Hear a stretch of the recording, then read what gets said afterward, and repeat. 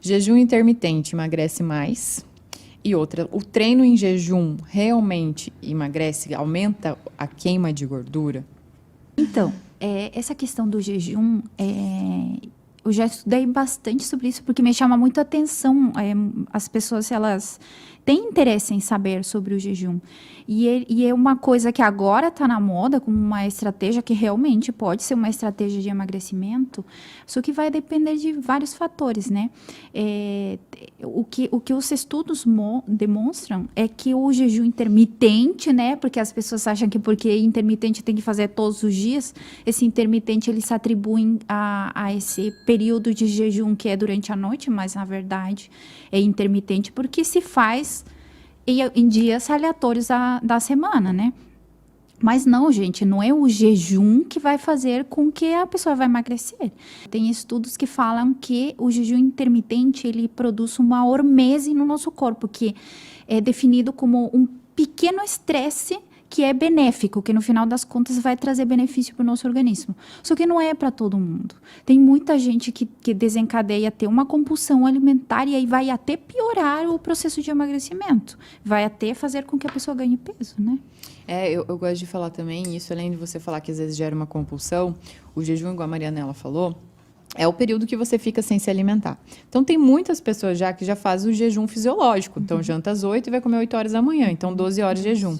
Não é esse jejum que a gente faz todos os dias que a gente está falando. O jejum intermitente, ele tem estratégias, então, de 16, de 18. Tem pessoas que ficam 24 horas, mas é uma vez na semana ou a cada 2 dias. Aí tem pessoas que linkam junto com o nutricionista para entrar em estratégias, para ver em qual dia casa mais, enfim. Só que, igual a Marianela comentou, não é o jejum que vai promover o emagrecimento, é o que você come nessa janela alimentar.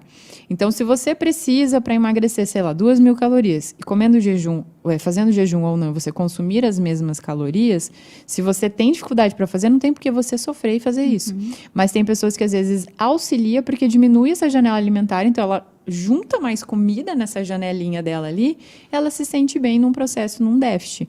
Então, são estratégias. Outra coisa, quando você falou, que às vezes gera compulsão, pessoas que têm dificuldade para dormir também. Porque às vezes fica muito tempo sem comer e começa a dormir, dorme mal, não tem uma qualidade do sono porque não está bem alimentada. Então, altera o sono, às vezes começa a ter mais fome durante o dia, então bagunça muita coisa. Eu sou uma pessoa que o jejum não funciona. Se eu fico muito tempo sem comer, eu já fico tonta, eu já fico fraca, então para mim não casa.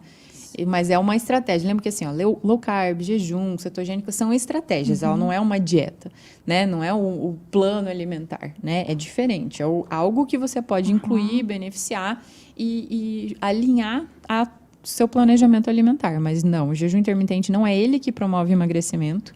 É bem pelo contrário, é o que você consome ao longo do dia, tá? E sobre treinar em jejum, emagrece mais ou não? Eu acho que é mito, né, Bru? É porque quando fala do treinar em jejum, a pessoa fala que aumenta a oxidação de gorduras.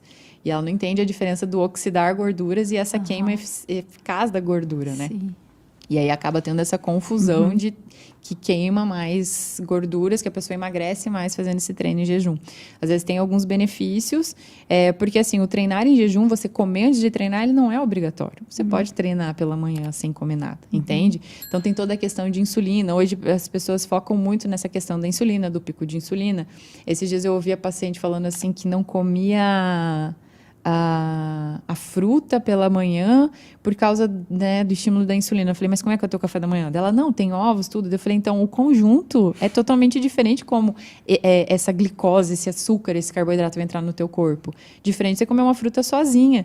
Então, esse boom de informações que a gente tem hoje na internet, as pessoas se perdem, elas nem sabem o que está acontecendo. Então, essa parte da bioquímica, da fisiologia, de como funciona, eles não têm isso, né? Não entendem. Mas você que sabe, assim, o que eu vejo muito na internet, que as informações elas são fracionadas, né? Então a pessoa entende que parece que quando você vai fazer atividade física, só vai mobilizar a gordura ou só vai utilizar a glicose. E na verdade o metabolismo ele é tão complexo que vai acontecendo tudo ao mesmo tempo. E vai depender muito de cada indivíduo, de como, qual o estoque que você vai utilizar mais, qual é a atividade física que você está desenvolvendo, como é que tá os teus hormônios, né? Porque isso influencia muito o nosso ciclo circadiano, ele é extremamente importante também no nosso metabolismo.